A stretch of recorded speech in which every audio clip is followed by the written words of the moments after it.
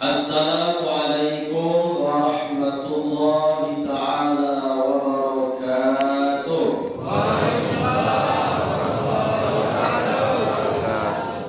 Masih pagi, semangatnya lalendor. Dipantuni ya.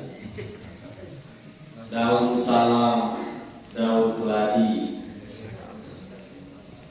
Cakep. Jangan itu Ustaz kamu itu tahu. Daun salam, daun keladi. Ngambilnya di Tanjung Sakti. Yang jawab salam doakan naik haji. Yang tidak jawab salam doakan cepat dimutasi. Yang kedua, lanjut Pak, boleh. Dan ibu keluar yang tidak jawab salam berdoakan suaminya nikah lagi. Tinggal pilih, nak pilih suami nikah lagi, bapak-bapak nak pilih dimutasi atau pilih naik haji. Kalau nak naik haji jawab salam dengan semangat. Assalamualaikum warahmatullahi ta'ala wabarakatuh.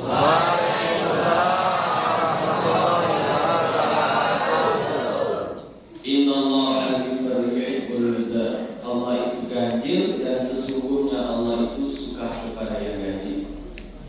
Ganjil itu satu ganjil, dua itu genap, tiga ganjil. Berarti salamnya satu kali lagi.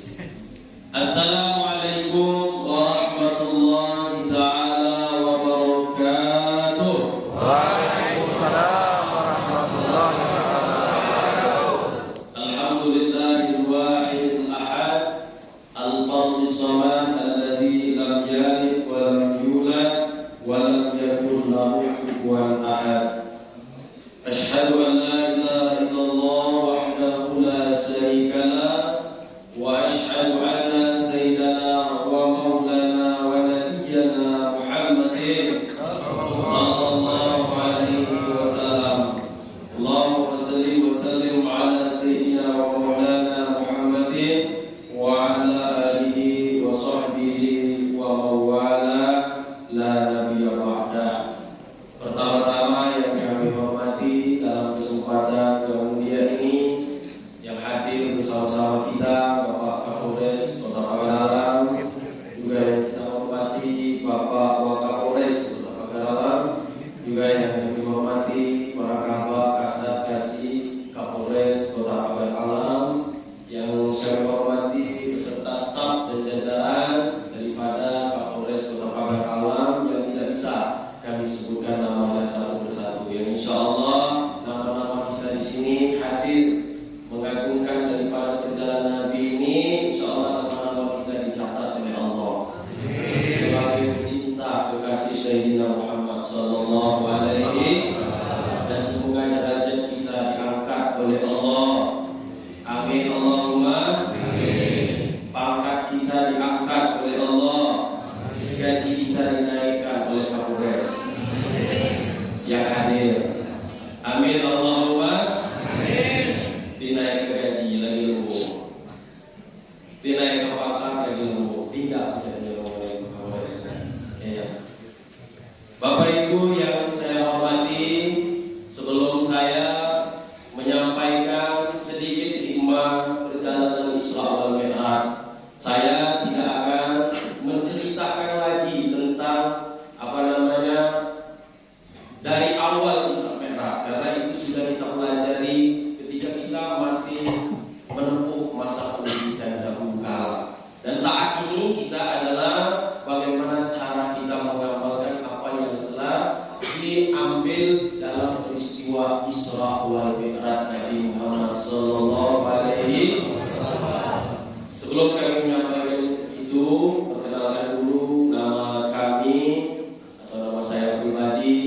Selamat Jaya, nama asli orang Jawa, tapi kelahiran asli orang Sumedho. Ada orang Sumedho sih? Detil.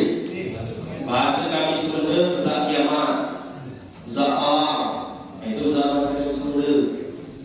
Nah, jadi kami di Sumedho, alhamdulillah di Pagar Alam ini sudah kurang lebih 8 tahun.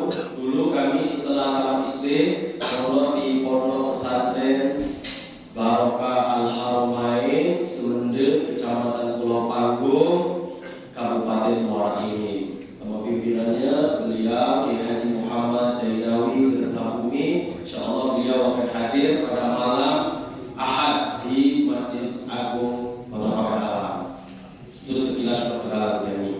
Kalau status kami, alhamdulillah kami baru menyelesaikan masalah jam baru 5 bulan. Artinya kami masih pengantin baru. Asik. Masih masa honeymoon.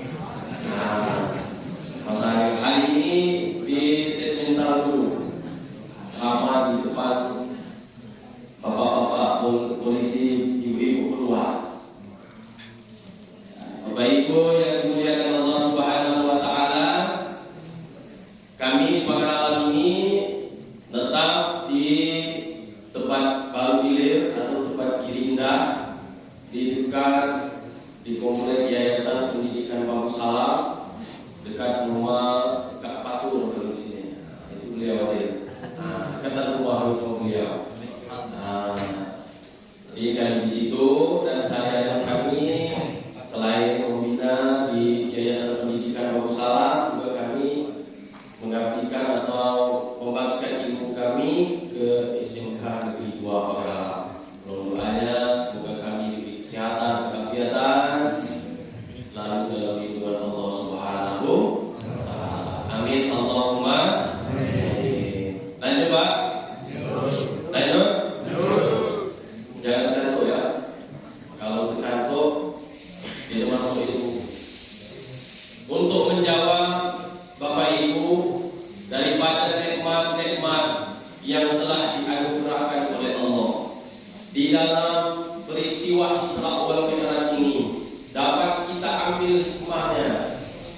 Yang pertama untuk kita amalkan, ya, cara kita bersyukur kepada Allah, cara kita bersyukur kepada Rasulullah. Kenapa begitu? Dalam kasidah Muhammadiyah dikarang oleh Al-Habib Umar Al-Hafiz, beliau mengatakan apa kata beliau? Muhammadun syukrun bardun alal imami.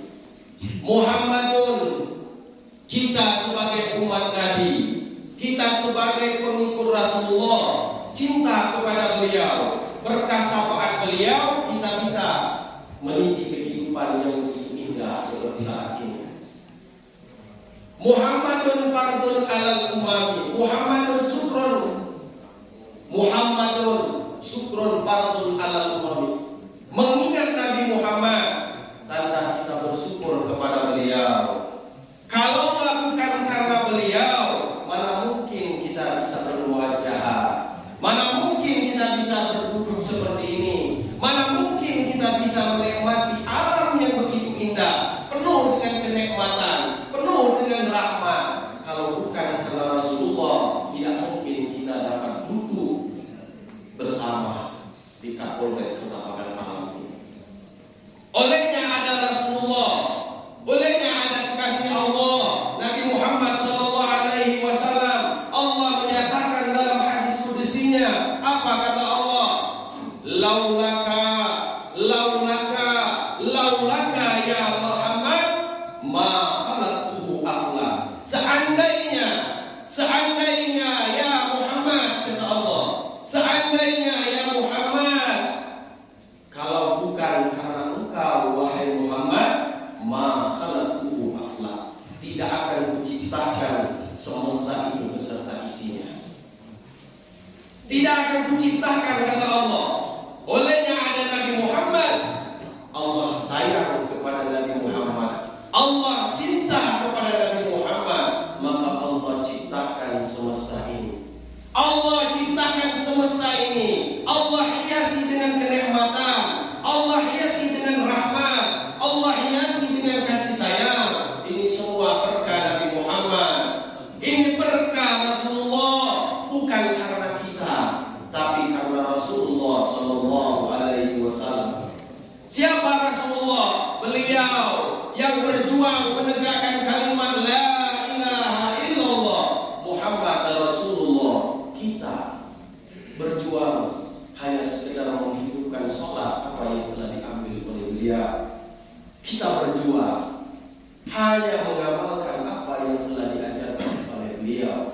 Tetapi beliau belum bisa mengamalkan, belum bisa mengajarkan, baru mengambil dan ingin mengamalkan, baru berdakwah secara sembunyi-sembunyi. Ketika mau berdakwah secara terang-terangan, dihadap oleh kaum-kaum yang menentang ajaran Islam. Bahkan dalam sebuah riwayat diceritakan ketika beliau mau berjuang menegakkan kebenaran, menghancurkan kebatilan, mau beribadah, sujud kepada Allah. Ketika mau beliau keluar dari rumahnya menuju masjid, ditentang oleh orang-orang yang menentang ajaran beliau. Sehingga beliau dalam riwayat banyak riwayat yang menceritakan dilempari kotoran dari unta, sehingga bercucuran darah. Itu perjalanan Rasulullah. Darah yang mengalir, tetapi beliau tidak pernah mengeluh kepada Allah. Beliau tidak pernah mengeluh kepada Allah. Siapa yang mengeluh? Sahabat-sahabat beliau.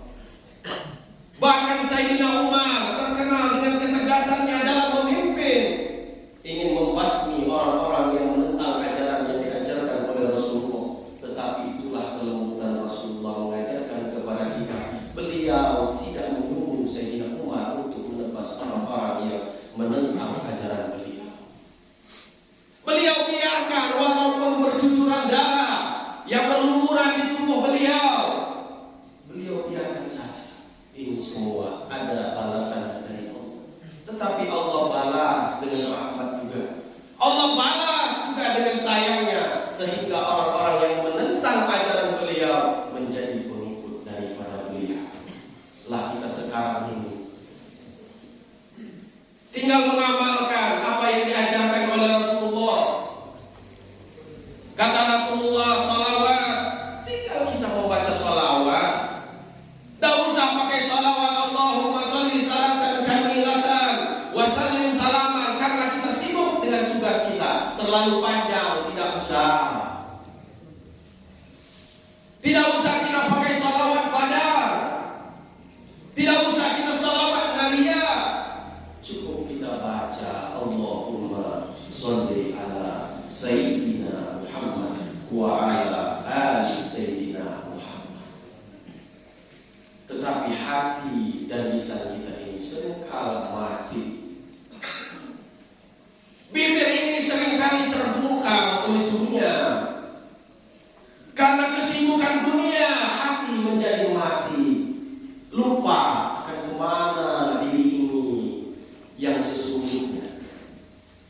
Karena di dunia ini, kata Nabi, la'ibah, hanya senda gurau, hanya permainan. Apakah kita hanya bermain di dunia ini?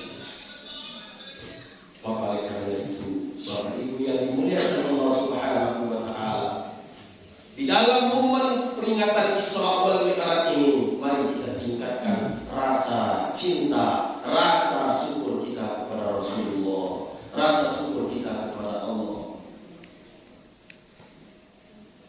Perbanyaklah membaca salawat kepada Rasulullah. Allahumma sholli ala Sayyidina Muhammad wa ala ali Sayyidina Muhammad. Al-Quran menjelaskan, inna fatahna laka fatham mubina liyaghfirallahu ma taqaddama min zambika wa ma ta'akhkhar wa yutimma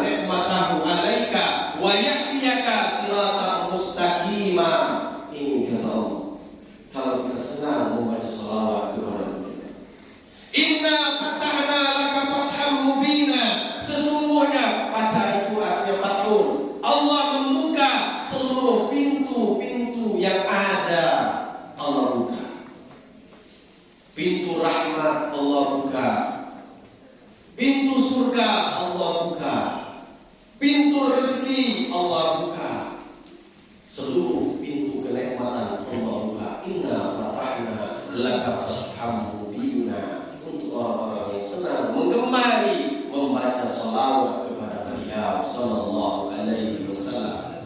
Wajarlah kalau Habib Umar mengatakan tadi Muhammadun syukrun fardun alal umami. Sangat jelas ayatnya. Allah sendiri mengatakan, saya akan membuka seluruh pintu kenikmatan untuk siapa? Orang yang senang membaca sholawat kepada beliau. Tetapi kalau bibir ini tidak mau membaca sholawat, hati ini jauh dengan rahmat Allah, keras dari ajakan-ajakan kebaikan, maka kita akan tergelincir dari jauh dari kata umat Sayyidina Muhammad sallallahu alaihi wasallam. Dan orang yang senang membaca sholawat, liyaghfirakallahu ma taqaddama min zambika wa ma ta'akhkhar wa yutimma ni'matahu 'alaika wa yahdiyaka siratan mustaqima. Liyaghfirakallah, Allah akan mengampuni dosa kamu. Dosa kita diampuni oleh Allah, tapi dosa kecil, Pak. Dosa yang kecil-kecil diampuni oleh Allah, tetapi kecil ini akan menjadi besar ampunan jika kita istiqomah mengamalkan ajaran beliau.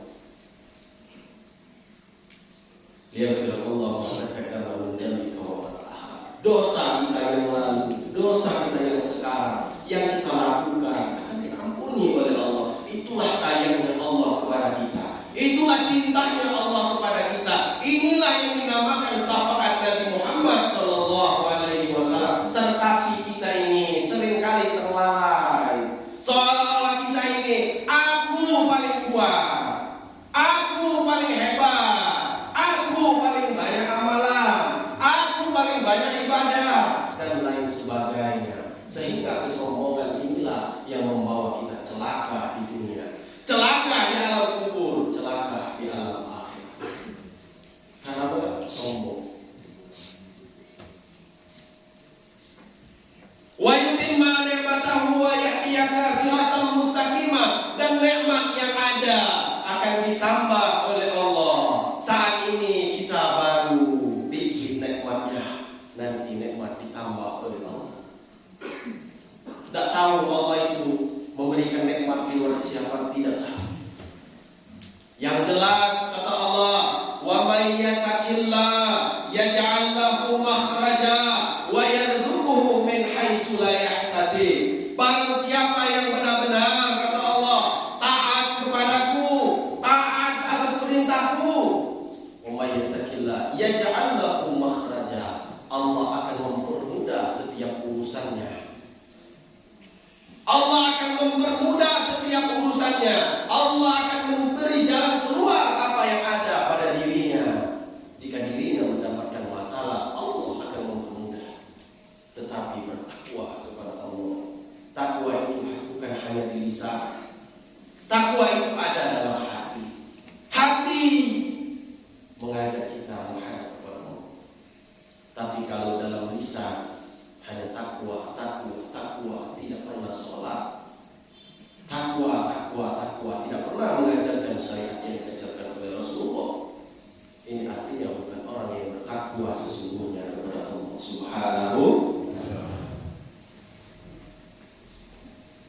Gak boleh diam. Gak boleh diam. Karena sebelumnya baru beres. Kita bersunnah. Subhanallah walhamdulillah wa la ilaha illallah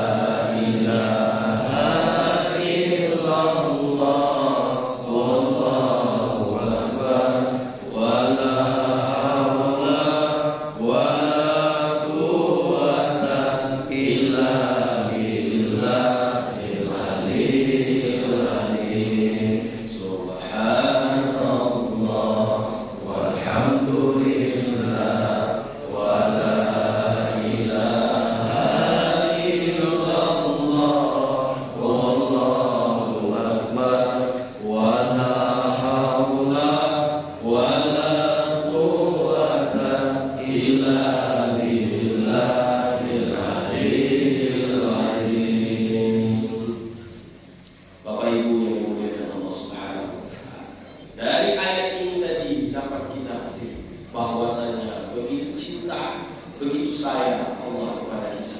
Setiap hal kebaikan yang kita laksanakan mendapatkan ganjaran yang begitu besar dari Allah Subhanahu wa taala. Nikmat kita ditambah oleh Allah. Wa yahdiyaka siratan mustaqima, sambungan dari ayat itu tadi. Dan nanti kata Allah, aku akan memberikan jalan yang lurus. Jalan apa? Siratan mustaqim, jalan di siratul mustaqim. Lalu kamu ke jembatan siratul mustaqim. Pak lari tinggal. Belum. Dalam riwayat jembatan siratul mustaqim ini seumpama sehelai rambut dibelah 7, tajamnya melebihi sirip. Dalam sebuah riwayat banyak kisah menceritakan ada orang yang jalannya seperti semut. Ketika di pertengahan tak sanggup lagi mau menuju, jatuh ke neraka jahanam. Banyak riwayat yang menceritakan tergantung amal kita, bagaimana cara kita menyikapi agar kita selamat daripada jembatan siratul mustaqim.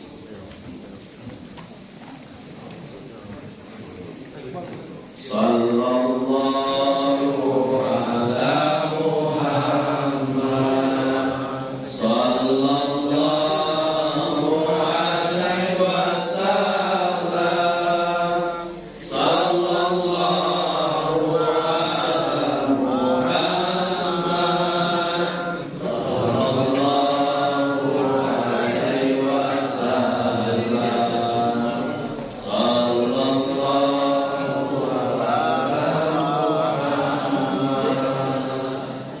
sallallahu alaihi wasallam, sallallahu ala Muhammad,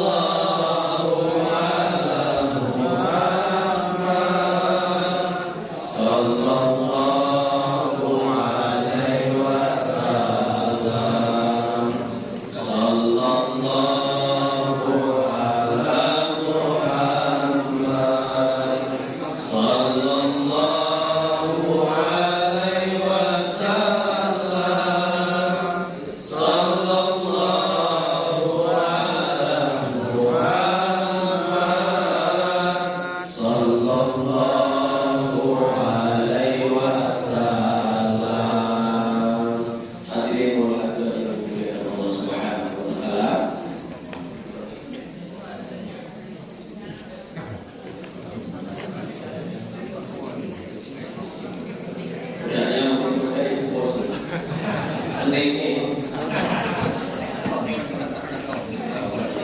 baca kembali perkataan semula ceramah Ustaz yang mengenai manusia.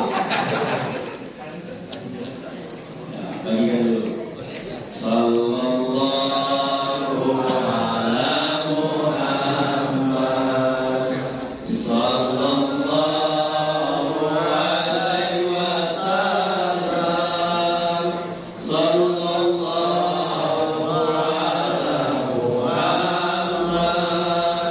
sallallahu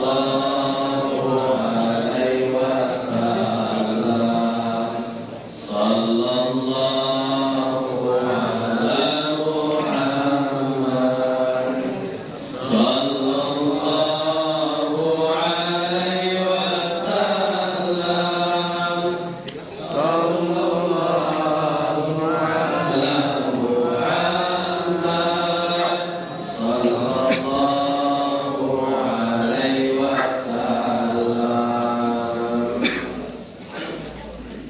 dari ini tadi, ketika kita mau membaca sholawat kepada Rasulullah SAW, maka kita akan mendapatkan yang pertama rahmat kasih sayang dari Allah. Yang kedua, kita mendapatkan nikmat dari Allah. Yang ketiga, kita mendapatkan kemudahan menuju atau melewati jembatan siratul mustaqim. Hadirin wal hadirat yang dimuliakan Allah Subhanahu wa taala. Ini momen Isra wal Mi'raj. Isra wal Mi'raj ini mengisahkan kita agar kita menjadi insan yang mulia, insan yang benar-benar menjadi makhluk Allah yang bukan sedang berhamba kepada-Nya. Tetapi kita benar-benar diakui oleh Allah sebagai hamba-Nya yang syakir di dunia, syakir di akhiratnya. Amin, amin, Allahumma amin. Bahkan ulama menceritakan, ulama mengatakan, apa kata ulama? Hamba Allah dari umat Rasulullah itu terbagi menjadi dua. Yang pertama, hamba Allah yang syakir. Hamba Allah yang syakir artinya hamba Allah yang senang bersyukur kepada nikmat Allah. Yang ketika ia mendapatkan nikmat dari Allah, hadza min fadli rabbi. Ini nikmat dari Allah. Ketika ia mendapatkan nikmat dari Allah, ia mengagungkan asma Allah. Ia bawa nikmat-nikmat tersebut untuk tambah taat kepada Allah, bukan jauh dari rahmat Allah. Ini hamba Allah yang syakir. Ada hamba Allah yang mungkirin, hamba Allah yang ingkar terhadap nikmat Allah. Mungkirin itu artinya ingkar terhadap nikmat Allah. Ketika dapat nikmat, lupa pada siapa yang memberikan nikmat. Dikasih jabatan, lupa siapa yang mengasih nikmat jabatan. Dikasih harta, lupa siapa yang memberikan harta. Siapa yang memberikan semua itu? Allah Subhanahu wa Ta'ala. Tetapi olehnya dia ingkar terhadap nikmat Allah, dia akan merasa sombong, seolah-olah ia akan hidup selama-lamanya, seolah-olah hartanya akan membawa ia kebahagiaan, seolah-olah jabatannya akan membawa ia kebahagiaan. Datang panggilan sholat, hayya 'alas shalah. Di masjid Kapolres Kota Padalarang kita masih sibuk dunia. Hayya 'alal falah, masih dengan pekerjaan dunia. Ketika mau mendirikan sholat, Allahu Akbar, Allahu Akbar. Sudah mau mendirikan sholat, kita masih sibuk karena dunia.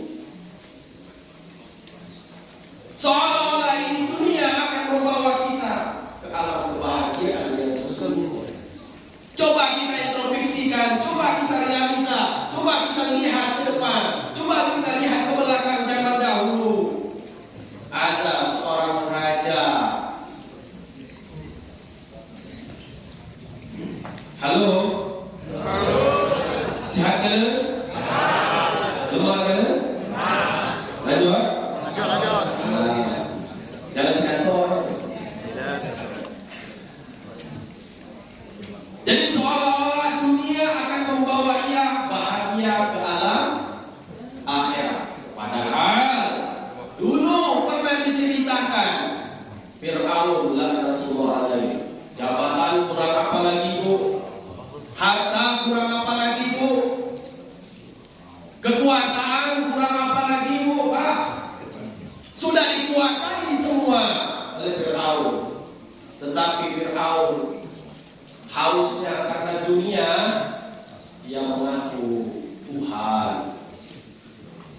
Karena sudah besar dengan kekuasaan, karena sudah besar karena harta kekayaan, karena sudah besar karena jabatan, banyak pengikutnya, banyak orang yang menyeganinya, sehingga pada akhirnya ia mengaku Tuhan. Tidak mau lagi mendengarkan perintah Allah, jauhkan semuanya dari rahmat Allah, sehingga Allah murka kepada Fir'aun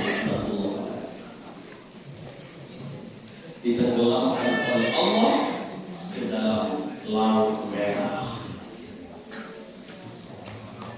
Galak ditenggelamkan ke laut merah, Bu. Pak galak. Halo galak. Ditenggelamkan dalam kehidupan kesusahan, susah naik jabatan lagi penembak, susah naik pangkat, lagi penembak, sampai disusahkan oleh dunia, oleh manusia. Apalagi si Fir'aun tadi mengaku Tuhan. Karena sudah mendapatkan nikmat, mendapatkan semuanya melalui Tuhan. Nauzubillah subhanahu. Apakah Fir'aun saat ini merasakan bahagia dengan harta, dengan jabatan, dengan pengikutnya banyak? Ada riwayat yang menceritakan, oh saat ini Fir'aun sudah berada di Jannatul Firdaus bersama Rasulullah, bersama malaikat. Ada? Tidak ada. Yang ada yang Fir'aun dilaknat oleh Allah Subhanahu. Ada lagi karena harta seolah-olah ia akan bahagia di dunia. Siapa? Karun, hartanya banyak, lupa kepada Allah, seolah-olah dunianya akan membawa kebahagiaan selama-lamanya. Sehingga Fir'aun juga, Karun juga dilaknat oleh Allah Subhanahu wa ta'ala. Ada karun bahagia saat ini? Tidak ada. Melainkan kita dari cerita ini, dari riwayat ini, mari kita tingkatkan rasa syukur kita kepada Allah Subhanahu. Sebelum hati kita makin cinta kepada dunia. Dulu pernah sahabat bertanya kepada Rasulullah, "Wa man wahnu ya Rasulullah?" Apa penyakit wahan wahai Rasulullah? Tahu kamu wahan? Ya. Wahan ini adalah iblis yang terlalu cinta kepada dunia. Dia tidak pernah mati. Bahkan dia takut mati karena yang dipikirkan dunia. Wa man wahnu ya Rasulullah? Apa penyakit wahan ya Rasulullah sehingga ia terlalu cinta, terlena, bangga dengan dunia? Apa jawaban Rasulullah? Hubbud dunya wa karahiyatul maut. Ia cinta kepada dunia, hubbud dunya wa karahiyatul maut. Cinta kepada dunia, takut akan mati. Kalau kita terlalu cinta kepada dunia, artinya kita pengikut daripada siapa, Pak? Siapa? Wahan. Bukan wahan.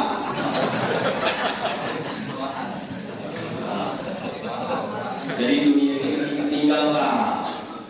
Dunia ini akan kita tinggal.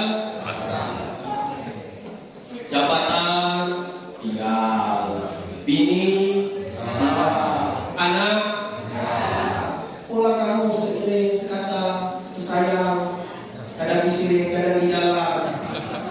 Ketika bapak meninggal, ibu meninggal, lu tentu ya udah dikubur kita cara guys kepada mulai apa?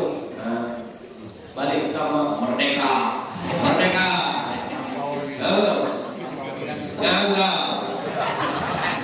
Gangga lagi. Dia apa tadi? Semuanya akan kita tinggal. Ketika dunia ini kita tinggalkan, kita baru di alam kedua. Alam kedua masuk alam barzah.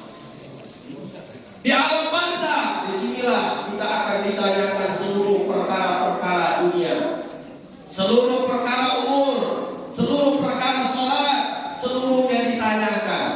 Di mana? Di alam kubur. Makanya di alam kubur itu bukan peristirahatan terakhir, pertanyaan terakhir yang akan ditanya oleh malaikat mungkar nakir. Man rabbuka?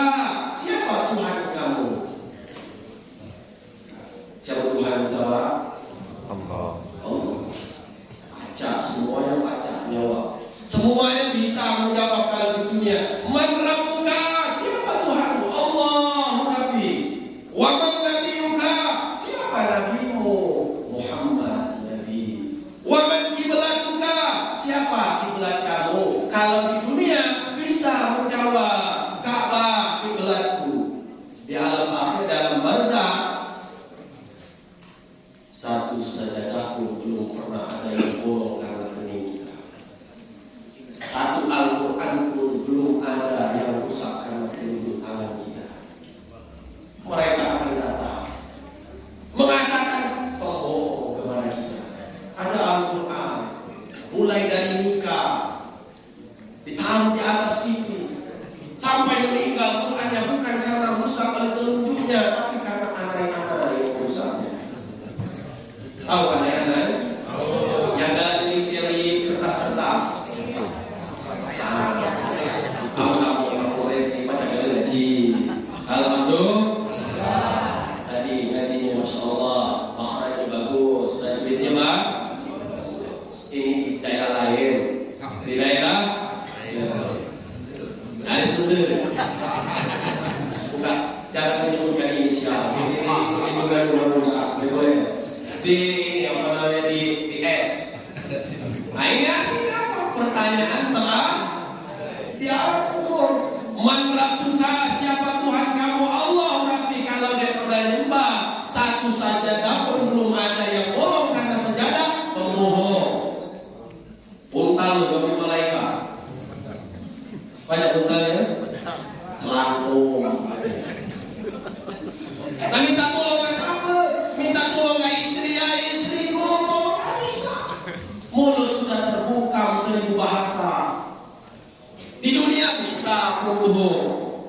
Di kantor bisa diatur, bisa di ini, bisa di itu.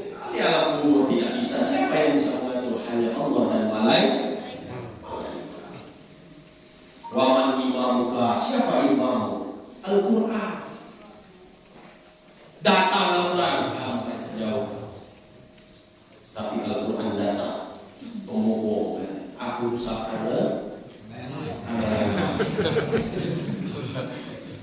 rusak karena anda ya.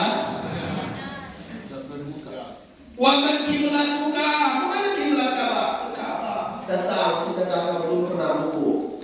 Baca buku. Belum pernah bolong, bukan sujud. Hanya kinai kalau harus ditambah lagi kan. Terus ini ahli ibadah semua. Alhamdulillah. Udah ini, mau cahaya kering hitam-hitam. Ini ahli ibadah. Ahli ibadah. Jangan kemudian ceramah itu kamu bisa sembahyang. Hitam pakai ahli ibadah. Masih kinaan di Tuhan. Balik kina. Bagi kinaan hitam. Ini artinya ibu bukan alam kubur itu peristirahatan terakhir, malah lama-lama dalam kubur, lama dengan pertanyaan. Makanya dalam riwayat menyatakan 1 hari kita dalam kubur sama dengan 1000 tahun kita ada di dunia. Lama Pak? Lama apa? Karena putaran pertanyaan.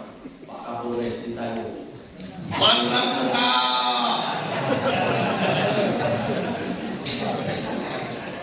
Terakhir pas dari kebangkitan masuk Pak Kapolres, bawa ada masuk. Nah dari mana udah?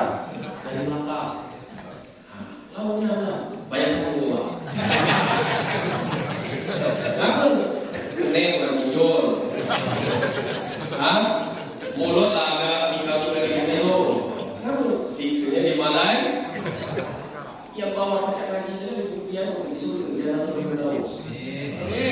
Insyaallah Pak Kapolres dulu masuk surga. Amin Allahumma. Karena niat beliau sudah mengatakan Isra wal Mi'raj, karena beliau cinta kepada ajaran Nabi Muhammad SAW. Amin Allahumma. Lanjut.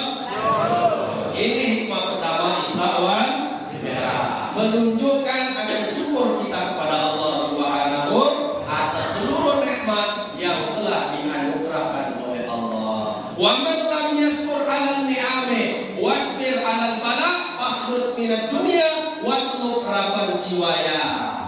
Barang siapa yang tidak mau bersyukur atas nikmatku, yang tidak sabar atas balaku, fakhrut minad dunya watlub rabban siwaya.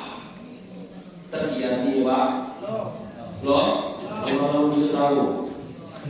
Man lam yaskur 'alal ni'ami wasbir 'alal bala fakhrut minad dunya watlub rabban siwaya. Jika kamu tidak mau bersyukur, tidak mau bersabar atas bala musibah yang aku berikan, ujian yang aku berikan, fakhrut minad dunya, keluarlah kamu dari dunia ini, kata Allah. Watlub rabban siwaya, dan carilah Tuhan selain aku. Kira-kira kemana kita mau cari Allah? Ke Israel masih dunia Allah, Palestina masih dunia Allah, Mekah dunia Allah, semuanya dunia Allah, melainkan Allah menentang kita dalam hadis qudsi ini, sebagai orang yang beriman, sebagai orang yang bertakwa, bersyukurlah kepada Allah. Ingatlah kepada Allah, ngadaplah kepada Allah, sujudlah kepada Allah, gunakan nikmat ini untuk di jalan yang diridhoi oleh Allah Subhanahu wa ta'ala. Ini yang pertama. Apa yang pertama tadi, Bu? Untuk menanamkan kepada kita, mengajarkan kepada kita untuk selalu senang bersyukur. Jangan maksa-maksa laki saja. Ibu-ibu keluar itu tak maksa laki. Laki kurang mikir. Jangan maksa. Yang kedua, hikmah Isra. Tadi sudah dibacakan surah ayat apa tadi? Al-Isra. Subhanalladzi asra bi 'abdihi lailan minal masjidil haram ilal masjidil aqsa. Maha suci Allah, artinya Allah itu maha agung, maha tinggi, maha memiliki, ya, maha suci Allah. Kenapa Allah mengatakan maha suci, ibu-ibu?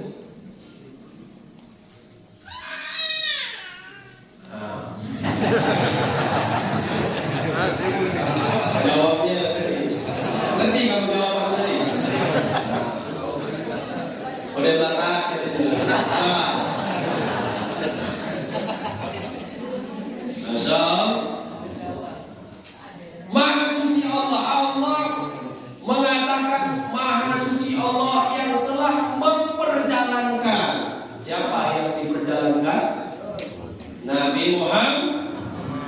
Allah memakai ayat ini memaknai maha suci untuk memberikan pemberitahuan kepada orang-orang yang menentang ajaran yang diberikan oleh Allah kepada Nabi Muhammad, yaitu kaum kafir Quraisy. Artinya Allah, apa yang diajarkan oleh Allah itu suci, yang diajarkan oleh Rasulullah itu adalah yang diberikan oleh Allah. Makanya Allah memakai maha suci Allah yang telah memperjalankan kekasihnya. Siapa? Nabi Muhammad sallallahu alaihi wasallam. Di sini timbul pertanyaan, kenapa Allah Subhanahu wa taala mau memperjalankan Nabi Muhammad? Ibu,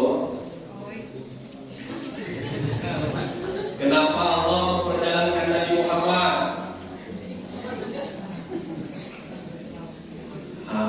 Bapak, kenapa Pak?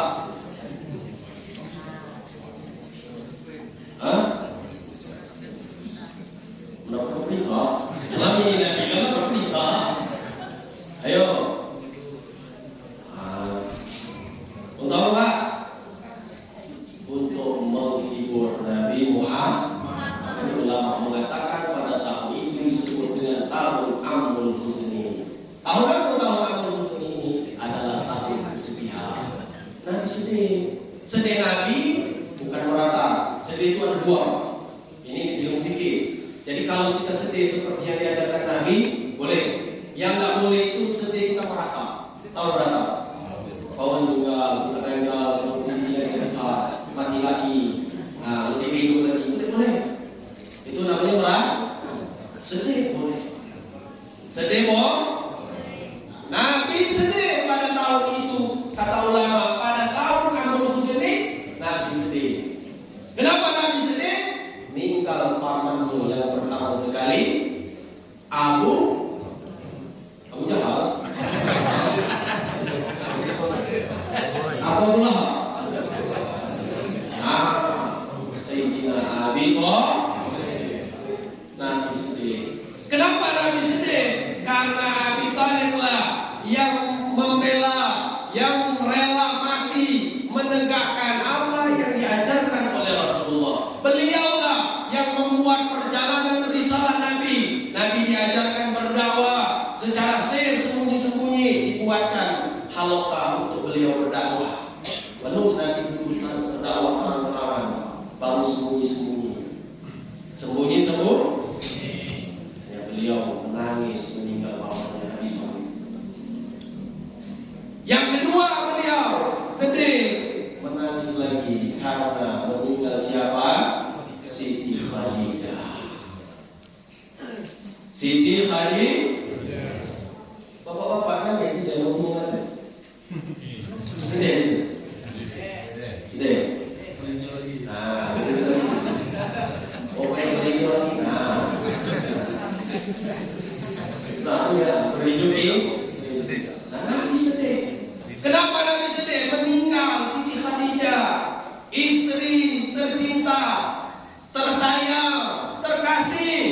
Siti Khadijah, hartanya, kebun kormanya, seluruh kekayaannya habis untuk membela, menegakkan perjuangan dakwah risalah Islam bersama Rasulullah. Beliau perempuan yang pertama sekali masuk Islam, mau menikahi Nabi Muhammad sallallahu alaihi wasallam. Nabi baru berumur berapa, Bu? 25. Bukan selama ini. Siti Khadijah berumur 40. Itulah keajaiban Allah. Walaupun Siti Khadijah berumur 40, tetapi kembali seperti umur 17 tahun.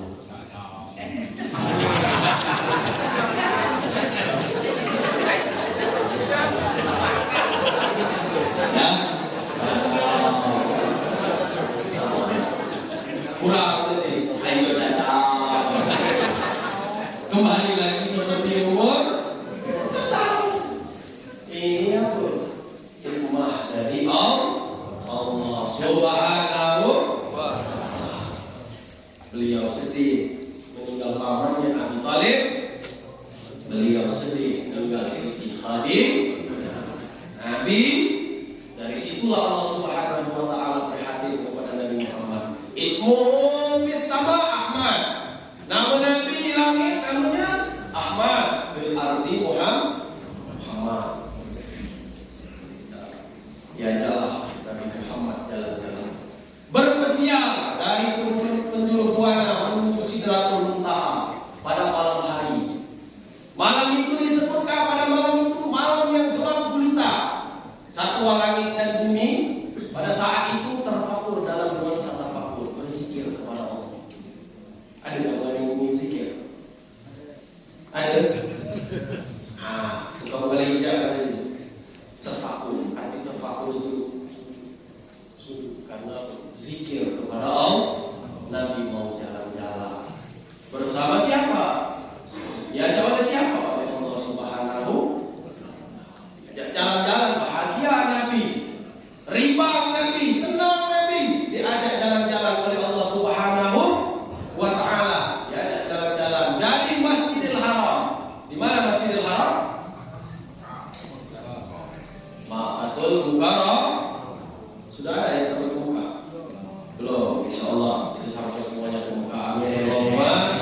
Allahumma ballighna ziyaratal baitikal haram wa ziyaratan nabil akram sallallahu alaihi wasallam.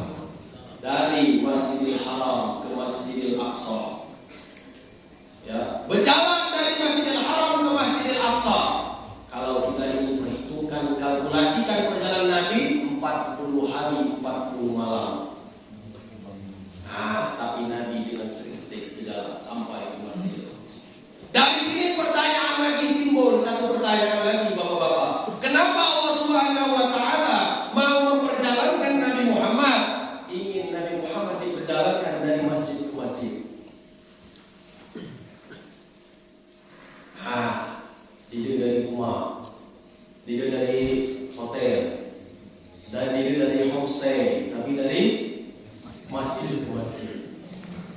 Kenapa Allah Subhanahu wa ta'ala mau memperjalankan kekasihnya dari masjid ke masjid? Padahal menghibur. Masjid rumah Allah.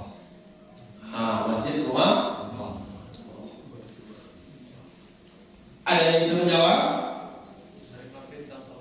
Menerima perintah sholat. Benar, semuanya ada benar. Rumah Allah mesti perintah sholat kan? Tetapi Allah Subhanahu wa ta'ala pada saat itu, karena masih banyak penentang ajaran Nabi, Allah ingin memperhatikan kepada kaum kafir Quraisy bahwasanya begitu mulia rumah-rumah Allah. Hendaknya rumah Allah ini ingin dimakmurkan oleh manusia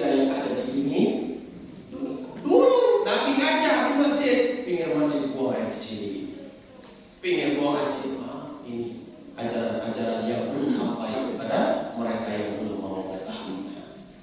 Makanya Allah Subhanahu wa taala perhatian kepada masjid. Berjalan Nabi dari masjid ke masjid.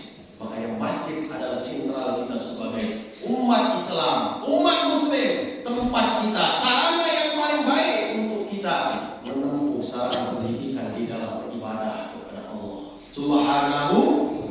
Makanya pahalanya banyak.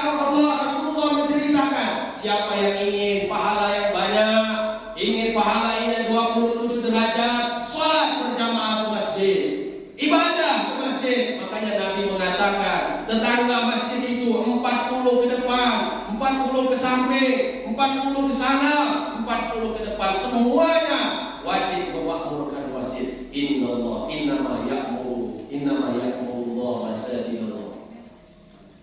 Makmurkan rumah-rumah Allah, makmurkan masjid Allah. Ini rumah Allah, perintah Allah Subhanahu.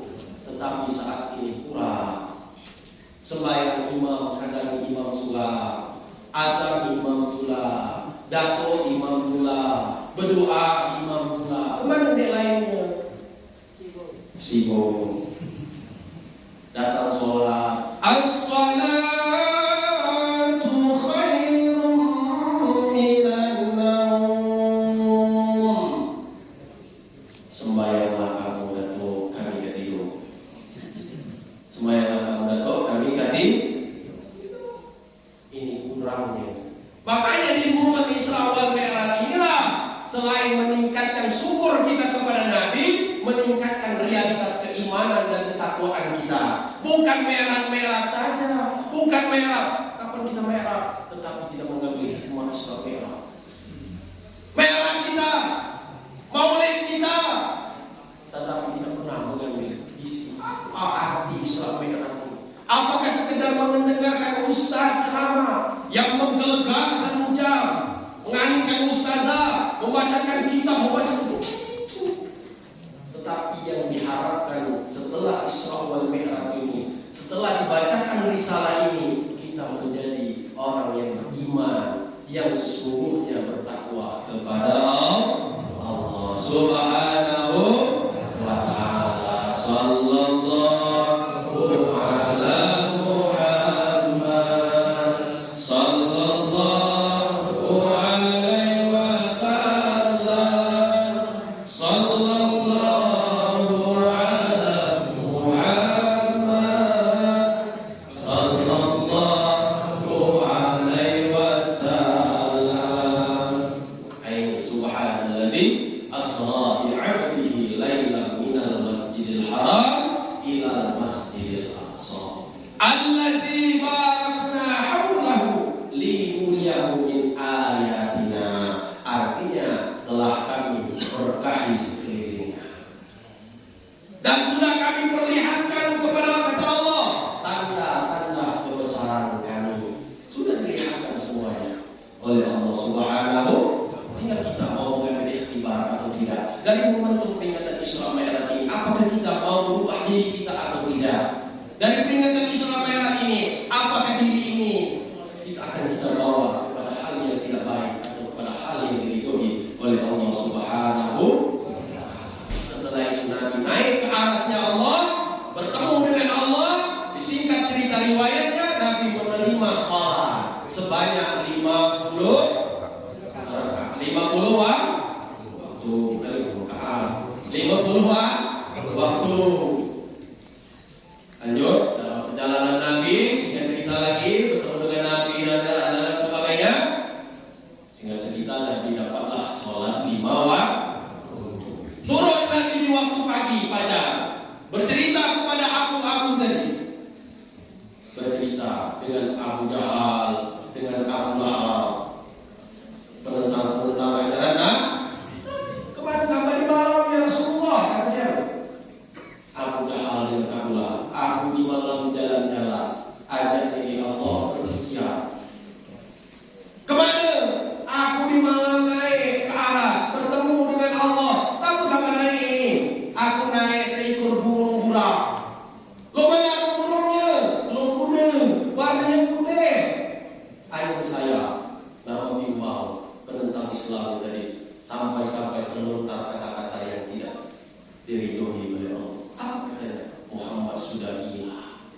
Muhammad sudah kalau dipakai hukum akal tidak masuk akal. Tetapi yang menjawab itu bukan akal.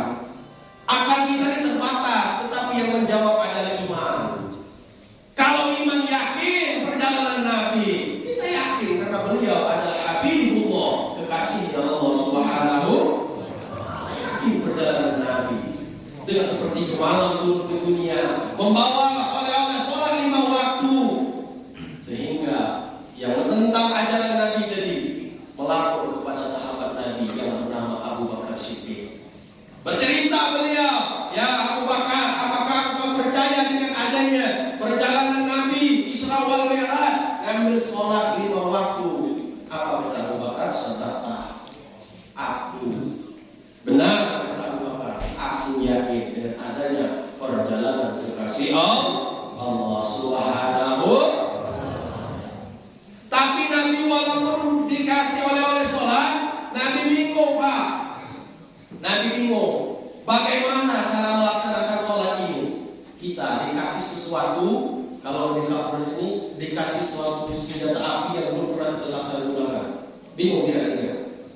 Dikasih Pak Kapolres ini pakai, tapi belum pernah kita memakainya. Bingung tidak kira? Bingung. Nabi bingung dari langit, dari aras, bertemu dengan Allah, turun ke dunia, sampai ke dunia, bagaimana melaksanakan sholat ini? Apakah semuanya usolli fardhu subhi, fardhu asri, fardhu maghribi? Bingung Nabi. Nabi diajari lagi oleh siapa? Oleh malaikat Jibril alaihi. Makanya dituliskan, diriwayatkan di dalam kitab I'anatul Talibin. Apa di dalam kitab I'anatul Talibin? Bab fardhu faraid, tentang fardu sholat. Apa kemudian situ? Seorang ulama menukilkan. Diajarkan oleh siapa tadi? Jibril kepada Muhammad, wahai Muhammad, sholat subuh pernah dilakukan oleh siapa?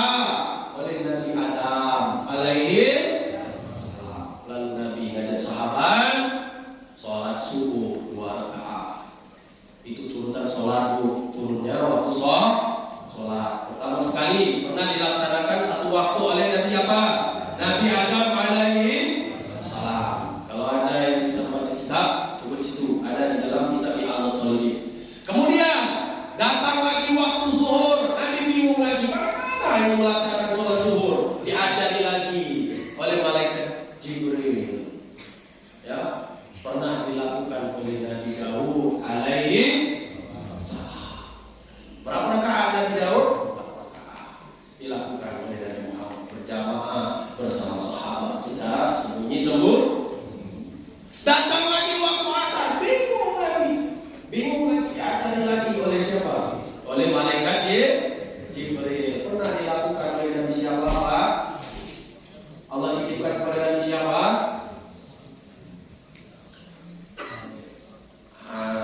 Kepada malaikat maut. Kepada malaikat mau. Percaya ini dong. Percaya ini deh. Percaya ini Pak. Yang belakang percaya ini deh. Pernah dititipkan oleh Allah kepada Nabi Sulaiman alaihi.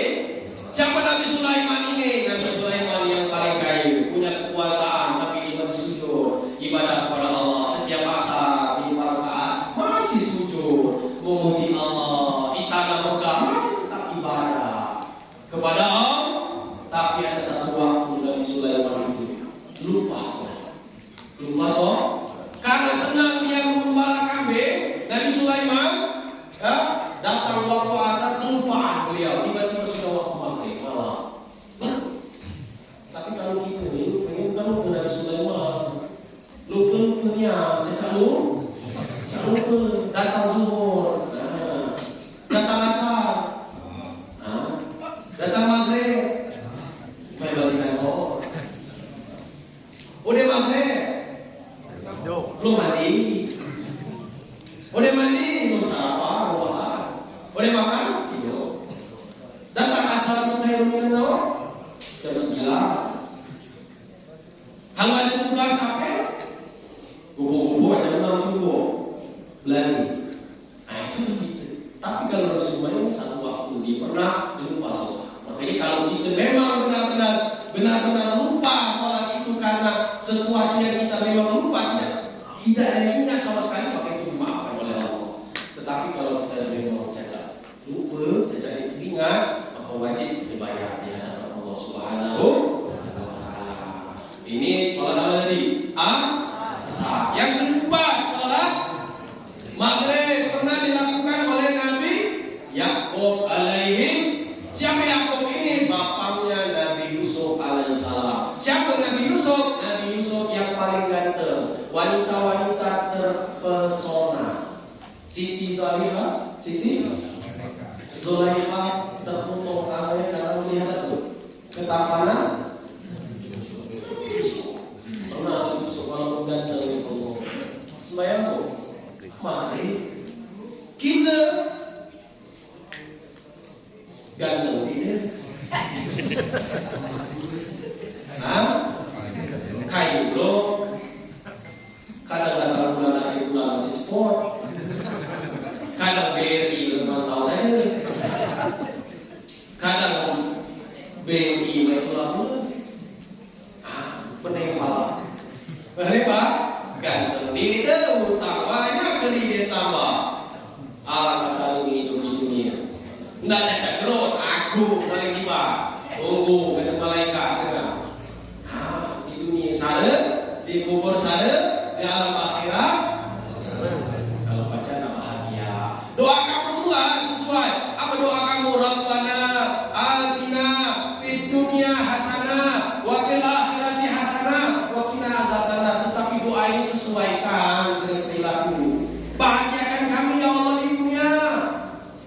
Banyak ibadah, berdoa, tenang, jiwa tenang, tentram damai. Ya Allah bahagiakan kami di alam akhirat. Kalau kita banyak ibadah, bahagia. Ya, terjauh dari api neraka jahanamnya Allah Subhanahu wa Ta'ala.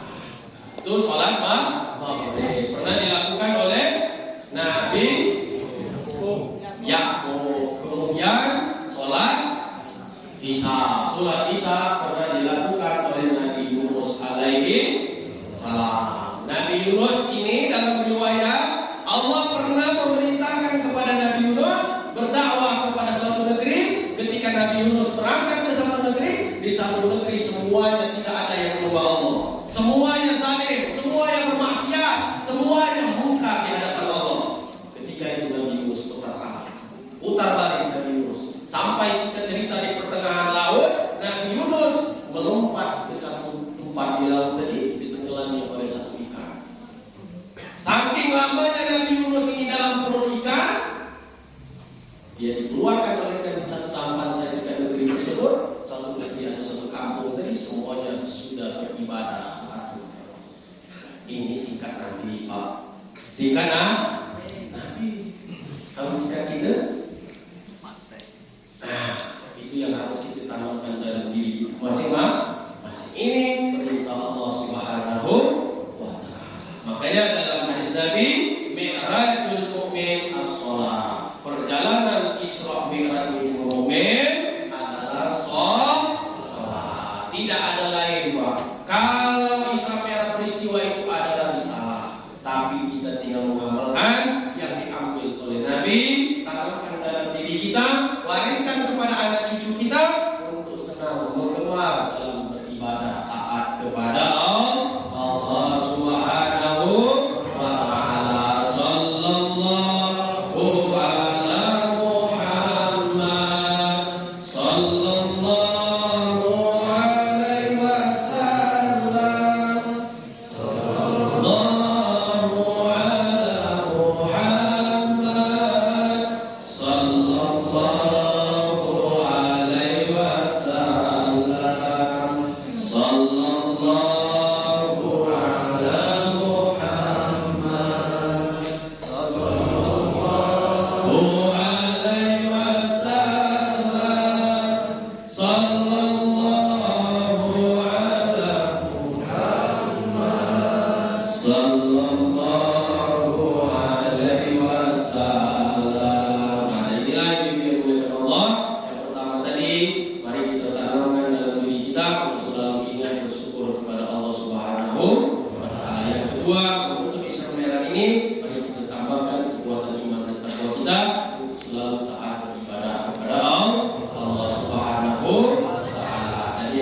hikmah Isra Mi'raj ini adalah menunjukkan akan ketinggian dan kedudukan Nabi Muhammad SAW. Kenapa? Ada riwayat lain sampai ada Nabi ingin menjadi umat Nabi Muhammad SAW. Ibu bapak ibu dan Allah Subhanahu Wa Taala, mungkin hanya itulah yang dapat saya sampaikan. Mohon maaf jika terdapat kesalahan, kekurangan, keliruan atau kasar dalam menyampaikan. Beginilah dalam menegakkan cara berdakwah. Ya mungkin kalau dalam mencari, kalau membuat mungkin hanya agak tinggi dengan ini agak kasar-kasar dikit ya. Mohon maaf jika terdapat kesalahan, kekurangan. Pada Allah mari kita sama-sama mohon ampun. Kami akhiri. Wassalamualaikum